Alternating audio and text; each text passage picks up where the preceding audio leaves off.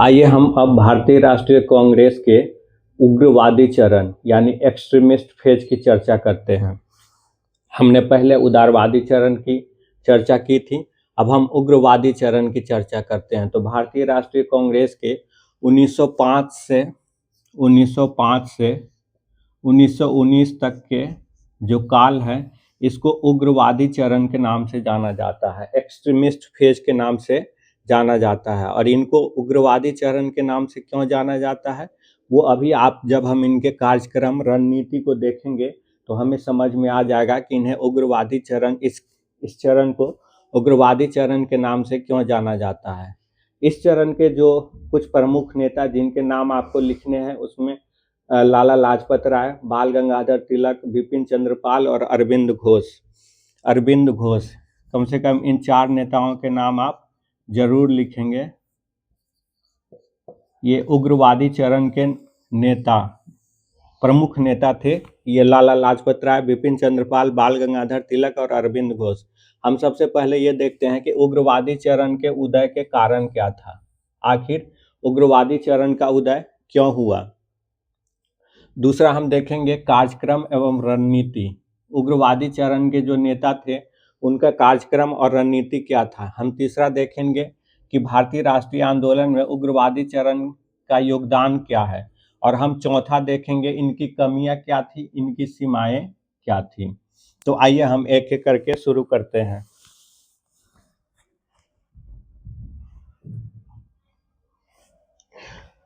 एक तो था इनके उग्रवाद के उदय के कारण एक था उदारवादियों की असफलता। उदारवादी चरण की असफलता।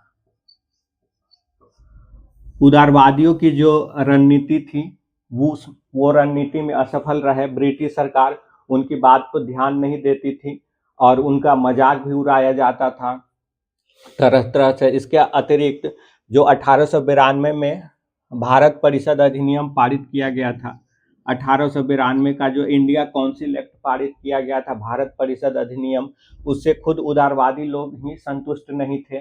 तो एक बड़ा कारण ये था कि जो उदारवादी थे वो इतनी सफलता नहीं हासिल कर पाए थे जिससे कि वो अपने साथ जुड़े हुए लोगों या जिन लोगों को उनसे उम्मीद थी वो संतुष्ट हो पाए। तो एक तो इनका कारण ये था कि ये उदारवादी अपने उद्देश्यों में असफल रहे थे। दूसरा, ब्रिटिश सरकार के अधिकारियों द्वारा इनका तरह तरह से मजाक भी उड़ाया जाता था। तो एक कारण ये था। इनका दूसरा कारण ये था कि ब्रिटिश शासन के चरित्र की सही पहचान। ब्रिटिश चरित्र की सही पहचान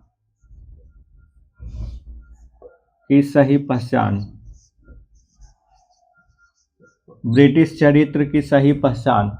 अब ये उदारवादी पहले ये कहते थे कि ब्रिटिश सरकार का उद्देश्य भारत का उद्धार करना है और ब्रिटिश शासन से ही भारत का उद्धार होगा, क्योंकि ब्रिटिश शासन जैसे ब्रिटेन में औद्योगिकरण हुआ, आधुनिकता का विकास हुआ, उसी तरह वो सब कुछ भारत में भी होगा। लेकिन धीरे धीरे लोगों को ये लगने लगा कि ऐसा कुछ है नहीं। दरअसल ब्रिटिश सरकार का उद्देश्य ही है भारत का शोषण करना। उनकी जो आर्थिक नीति थी उनका लोगों ने गहन अध्ययन करना शुरू किया और उससे लगा कि नहीं, ये योजनाबद्ध तरीके से भारत के आर्थिक संसाधनों को लूटा जा रहा है और ब्रिटेन में पहुंचाया जा रहा है। तो ये बात धीरे धीरे लोगों को समझ में आने लगी थी। खुद उदारवादियों को भी ये बात समझ में आने लगी थी। लेकिन आरंभ में उदारवादियों का कहना था कि अंग्रेजों के रहने से ही भारत का औद्योगिकरण होगा, भारत का आर्थिक विकास होगा, भारत में आधुनिकता आएगी। तो एक ये बात जो ब्रिटिश शासन के जो चरित्र थे, आर्थिक चरित्र थे, उसकी सही पहचान धीरे धीरे लोगों को होने लगी थी। अगला कारण है ब्रिटिश दमनकारी नीति। अब जैसे जैसे भारतीय राष्ट्रीय आंदोलन और भारतीय राष्ट्रीय कांग्रेस का आधार बढ़ता जा रहा था, तो उसको दबाने के लिए ब्रिटिश सरकार के द्वारा तरह तरह के उपाय किए जाने लगे। जैसे 1898 में एक कानून पारित किया गया। 1898 में एक कानून पारित किया गया और उसमें ब्रिटिश सरकार के खिलाफ असंतोष भड़काने को अपराध घोषित कर दिया गया। यानी ब्रिटिश सरकार के खिलाफ आप आलोचना करेंगे, कुछ ऐसी बातें कहेंगे जिससे लोगों में गुस्सा, नाराजगी पैदा हो, तो उसे अपराध घोषित कर दिया गया। और इसी समय आप जानते हैं कि चापेकर बंधु के द्वारा 1897 में चापेकर बंधु के द्वारा 1897 ईस्वी में रैंड एवं एडसर्ट की हत्या, दो ब्रिटिश अधिकारी थे उनकी हत्या की गई थी, रैंड एवं एडसर्ट, और उनके जो उनकी हत्या की गई थी चापेकर बंधु के द्वारा, उसके लिए ब्रिटिश सरकार ने बाल गंगाधर तिलक को जिम्मेदार ठहराया था और बाल गंगाधर तिलक को भी 18 महीने की सजा दे दी गई थी। बाल गंगाधर तिलक को 18 महीने की सजा दे दी गई थी। तो ये एक दमनकारी कानून 1898 ईस्वी में आया था, जिसका उद्देश्य ही था राष्ट्रीय आंदोलन को किसी तरीके से दबाना। इसके अलावा 1904 ईस्वी में एक और कानून पारित किया गया जिसका नाम था इंडियन ऑफिशियल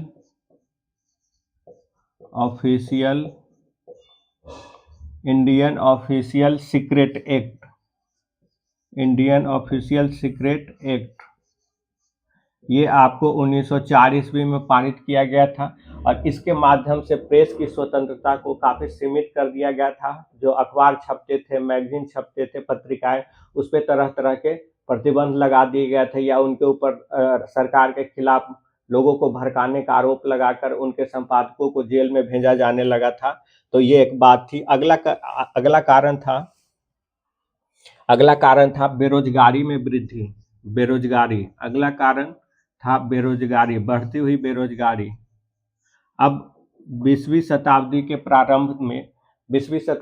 प्रारंभ तक आते आते भारत में बेरोजगारी काफ़ी बढ़ गई थी। इसका कारण क्या था कि आप जानते हैं 1835 के बाद भारत में अंग्रेजी शिक्षा को इंट्रोड्यूस किया गया था और उससे लोगों में लोग अंग्रेजी पढ़ने लगे थे और धीरे धीरे ऐसा युवा वर्ग तैयार हो गया था जो काफ़ी पढ़ा शिक्षित था, लेकिन उन्हें रोजगार नहीं मिल रहा था। और दूसरी बात यह है कि ये जो पढ़े लिखे शिक्षित वर्ग थे, एक तो बेरोजगार थे, दूसरा ये पढ़े लिखे हुए थे। इसकी वजह से इनमें समानता, स्वतंत्रता, स्वशासन जैसी चीज़ों का विकास हो रहा था, जैसे इन सारी भावनाओं का विकास हो रहा था। ये पढ़े लिखे थे, इसीलिए देख रहे थे कि दुनिया भर में क्या हो रहा है, कैसे ब्रिटेन भारत को गुलाम बना करके भारत का शोषण कर रहा है। तो ये जो बेरोजगार युवा थे और इन पढ़े लिखे होने की वजह से इनके अंदर लोकतांत्रिक भावना का विकास हो रहा था, तो ये भी उग्रवाद के उदय का एक कारण बना था।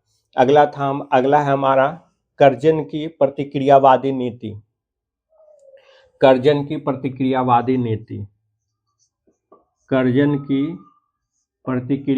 नीति।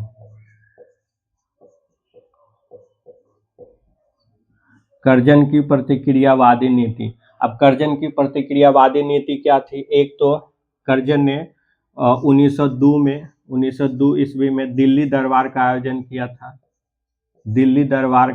किया था। जैसे कि लीटन के समय में दिल्ली दरबार का आयोजन हुआ था, इसी तरह 1902 ईस्वी में कर्जन के द्वारा दिल्ली दरबार का आयोजन किया गया था। और जिस तरह लॉर्ड लीटन ने दिल्ली दरबार पर भारी भरकम पैसा खर्च किया था, कुछ उसी तरीके से कर्जन के द्वारा इस दिल्ली दरबार पर बहुत अधिक धन बहाया गया। जबकि इस समय भी भारत में अकाल पड़ा हुआ था, भारत के लोगों की आर्थिक स्थिति बहुत खराब थी और दूसरी तरफ लॉर्ड लीटन कर्जन के द्वारा दिल्ली दरबार पर अथाह पैसे बहाए जा रहे थे, तो इसने भी लोगों में आक्रोश को जन्म दिया था। एक और है कर्जन की प्रतिक्रियावादी नीति में कि 1904 में भारतीय विश्वविद्यालय अधिनियम पारित किया गया। भारतीय विश्वविद्यालय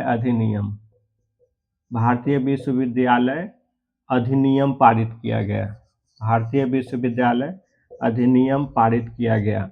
और इस अधिनियम के अंतर्गत क्या किया, जो विश्वविद्यालय की स्वायत्तता थी उसमें काफ़ी कटौती कर दी गई और विश्वविद्यालय का जो प्रशासन था उस पे ब्रिटिश सरकार का हस्तक्षेप काफ़ी अधिक बढ़ा दिया गया था। तो इसकी वजह से भी पढ़े लिखे लोगों में असंतोष उत्पन्न हुआ था। अगला हमारा कारण है जो सबसे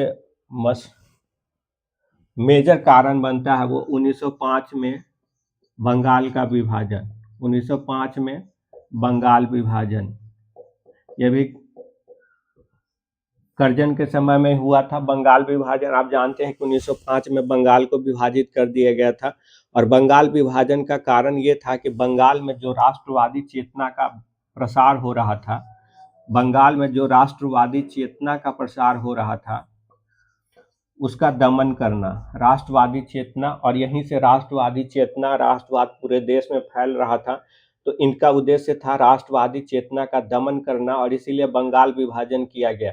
बंगाल विभाजन कुछ में दो रास्ते को अपनाया गया था। एक तो ये था कि बंगाल के लोगों को धर्म के आधार पर विभाजित किया जाए, यानी कि बंगाल को जब दो हिस्सों में बांट दिया गया तो उसमें उसका विभाजन इस तरह करना जिससे कि धर्म आधारित सांप्रदायिकता को बढ़ावा दिया जाए, धर्म आधारित सांप्रदायिकता को बढ़ावा दिया जाए। और दूसरा, जो मूल बंगाली लोग थे उन्हें अल्पसंख्यक बनाना, यानी बंगाल का विभाजन उन्होंने इस तरीके से किया कि जो मूल बंगाली बंगला बोलने वाले थे, जिनके भीतर राष्ट्रवाद का प्रसार बहुत अधिक था, उनको अल्पसंख्यक बना देना। तो इस तरह बंगाल का भौगोलिक डिजाइन किया गया था। तो ये बंगाल विभाजन था। और कुछ अंतर्राष्ट्रीय घटनाएं भी थी जिसका प्रभाव भी था उग्रवादी चरण के उदय में। अंतर्राष्ट्रीय घटनाएं,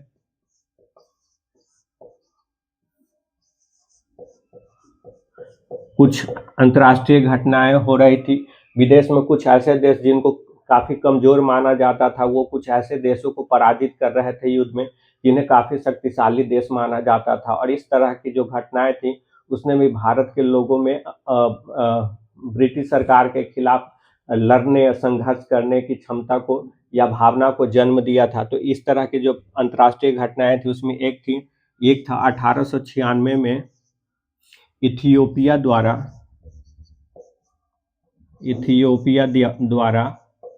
इटली को पराजित करना। एक इथियोपिया अफ्रीका का एक बहुत ही पिछड़ा हुआ देश माना जाता था, आज भी माना जाता है, लेकिन उसने उस वक्त इटली जैसे शक्तिशाली देश को पराजित कर दिया था। इसने भारत के लोगों में ब्रिटिश सरकार के खिलाफ लड़ने के लिए संघर्ष के भाव को पैदा किया था। उसके बाद था आपका 1899 का बोअर युद्ध। यह युद्ध दक्षिण अफ्रीका के लोगों ने ब्रिटिश औपनिवेशिक शासन के खिलाफ लड़ा था। और आप जानते हैं कि इस युद्ध में जो युद्ध पीड़ित लोग थे उसकी महात्मा गांधी ने भी सहायता की थी, क्योंकि उस वक्त महात्मा गांधी दक्षिण अफ्रीका में ही थे। इसके अलावा एक और घटना था 1905 का रूस जापान युद्ध। इसमें रूस जो उस समय काफी शक्तिशाली माना जाता था, उसको जापान जैसे देश ने पराजित कर दिया था। रूस जापान युद्ध। तो इस तरह अब अंतर्राष्ट्रीय घटनाएं घटित हो रही थी जिसमें कमजोर माने जाने वाले देश के द्वारा बहुत ही शक्तिशाली देश को पराजित किया जा रहा था या उनके खिलाफ युद्ध लड़ा जा रहा था। तो इस स्थिति ने भी भारत के लोगों में इस भाव को पैदा किया कि हम ब्रिटिश शासन के खिलाफ लड़ करके अपने आप को मुक्त कर सकते हैं। तो ये कुछ घटनाएं थी, ये कुछ कारण थे जिसने भारत में उग्रवादी चरण को जन्म दिया था। अब हम देखते हैं कि उग्रवादी चरण के जो नेता थे उनके रणनीति और कार्यक्रम क्या था। उनका रणनीति और कार्यक्रम, उग्रवादी चरण के नेता के रणनीति और कार्यक्रम क्या था। तो पहला तो ये था कि ये जन आंदोलन में यकीन करते थे। जन आंदोलन, जनता के साथ मिलकर के आंदोलन करना, इसमें इनका यकीन था। जो कि पहले के उदारवादी नेता जो थे वो जन आंदोलन में यकीन नहीं करते थे। दूसरा, उग्रवादी चरण के नेताओं को प्रार्थना पत्र, प्रतिवेदन, इन सब में कोई विश्वास नहीं था, ये इनको नहीं मानते थे। तो एक तो इनका था कि जन आंदोलन, दूसरा था इनकी रणनीति कार्यक्रम निष्क्रिय प्रतिरोध। निष्क्रिय प्रतिरोध में क्या था? निष्क्रिय प्रतिरोध में तीन बातें थी। एक तो अन्यायपूर्ण जो कानून है उसका उल्लंघन करना, अन्यायपूर्ण कानून का उल्लंघन करना, जिस कानून को ये अन्यायपूर्ण मानते थे उसका उल्लंघन करना। जैसा कि पहले के उदारवादी चरण के नेताओं के बारे में सोचा नहीं जा सकता था। उसके अलावा बहिष्कार, बहिष्कार बहिष्कार में क्या था? विदेशी उत्पादों का बहिष्कार करना, विदेशी शिक्षण संस्थान का बहिष्कार करना। उसके बाद था स्वदेशी, स्वदेशी को बढ़ावा, स्वदेशी शिक्षण संस्थाओं की स्थापना करना, स्वदेशी उद्योगों का विकास करना। ये इनके रणनीति और कार्यक्रम थे। तो इनके रणनीति और कार्यक्रम में क्या था? जन आंदोलन था, जनता के साथ मिलकर के आंदोलन करना और अन्यायपूर्ण कानूनों का उल्लंघन करना, स्वदेशी को बढ़ावा देना, विदेशी का बहिष्कार करना। इस तरह इस चरण के नेताओं के प्रमुख कार्यक्रम थे। इसके अलावा ये अपने समाचार पत्रों के माध्यम से लोगों की में राष्ट्रवाद की भावनाओं या ब्रिटिश शासन के खिलाफ जन आंदोलन करके ब्रिटिश शासन से मुक्त होने की भाव का प्रचार कर रहे थे। आप जानते हैं कि बाल गंगाधर तिलक द्वारा केसरी और मराठा जैसे समाचार पत्र का प्रकाशन किया जाता था। तो ये इनके रणनीति और कार्यक्रम थे। अब आता है कि इनका योगदान क्या था, भारत के राष्ट्रीय आंदोलन में इनका योगदान क्या था। तो सबसे पहला इनका योगदान ये था कि इन्होंने राष्ट्रीय आंदोलन के आधार को विस्तार दिया, राष्ट्रीय आंदोलन के आधार का विस्तार दिया। आधार को, राष्ट्रीय आंदोलन का जो आधार था उसको इन्होंने विस्तार दिया। ये आम लोगों के बीच राष्ट्रीय आंदोलन को ले गए। इस आंदोलन के दौरान आप जानते हैं कि चाहे वो बंगाल विभाजन के खिलाफ स्वदेशी आंदोलन हो, इस आंदोलन में भी बड़ी संख्या में युवा जो कि बेरोजगार युवा भी थे और जो देश की समस्याओं को समझ रहे थे वो युवा, महिलाएं, ये समाज के अलग अलग वर्गों बड़ी संख्या में आंदोलन में शामिल हुए और इसमें आम लोग शामिल हुए। पहले उदारवादी चरण का जो सारा कार्यक्रम था वो नेता और उनके जो लोग थे जिनके माध्यम से वो अपनी बात को आगे बढ़ा रहे थे, वो सब एक तरह से शहरी शिक्षित वर्गों तक उनका उदारवादी चरण का पूरा जो आधार था वो सीमित था। लेकिन उग्रवादी चरण के जो लोग थे, इन्होंने जनता के साथ मिलकर के आंदोलन चलाया। तो इससे क्या हुआ कि राष्ट्रीय आंदोलन का जो आधार था उसका विस्तार हुआ। इनका दूसरा योगदान आर्थिक क्षेत्र में था। आर्थिक क्षेत्र में क्या था? इन्होंने विदेशी माल, विदेशी उत्पादों का बहिष्कार किया और स्वदेशी को बढ़ावा देने की बात की। इससे भारत में स्वदेशी उद्योगों का विकास हुआ, स्वदेशी उद्योगों का विकास हुआ, स्वदेशी उद्योगों का विकास हुआ। लोगों को रोजगार, इन स्वदेशी उद्योगों में भारत के लोगों को रोजगार मिला। तो ये इनका आर्थिक प्रभाव था। दूसरा था आर्थिक योगदान। राजनीतिक योगदान इनका क्या था? राजनीतिक योगदान ये था कि इन्होंने लोगों में स्वतंत्रता, जन संघर्ष, देशभक्ति,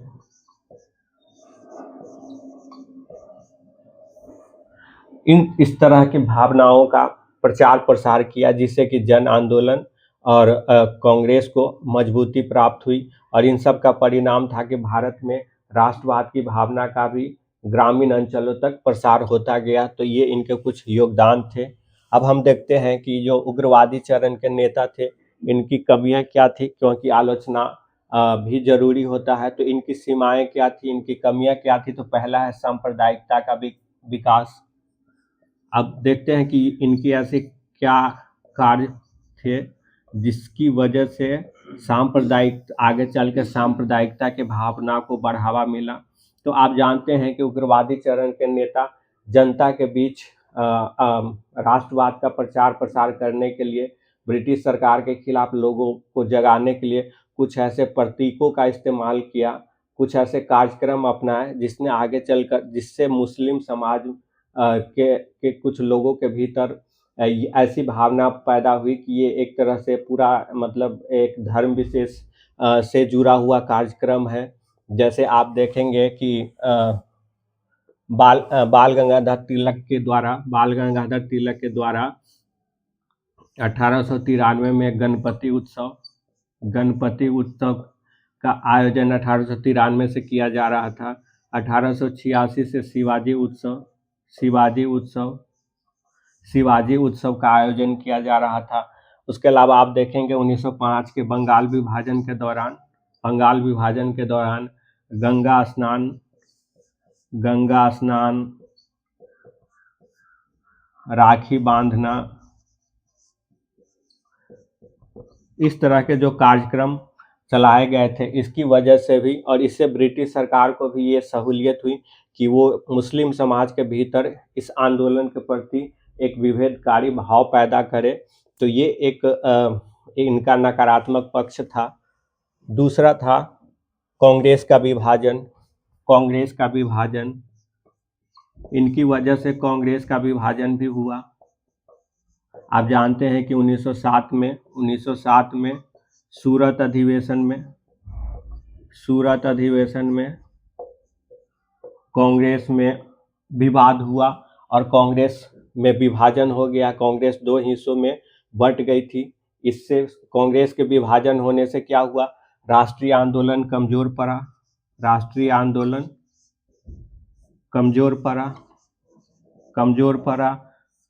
और जो राष्ट्रीय आंदोलन कमजोर पड़ा, इससे क्या हुआ, भारत के जो युवा उग्रवादियों के साथ मिलकर के लड़ रहे थे और जिनको ये उम्मीद थी कि इस आंदोलन के द्वारा हम ब्रिटिश शासन से मुक्ति पा जाएंगे, उनके अंदर असंतोष और निराशा का भाव पैदा हुआ। और फिर आप देखेंगे यही असंतोष और निराशा का भाव जो था वो आगे चल करके भारत में क्रांतिकारी राष्ट्रवादी आंदोलन को जन्म देता है।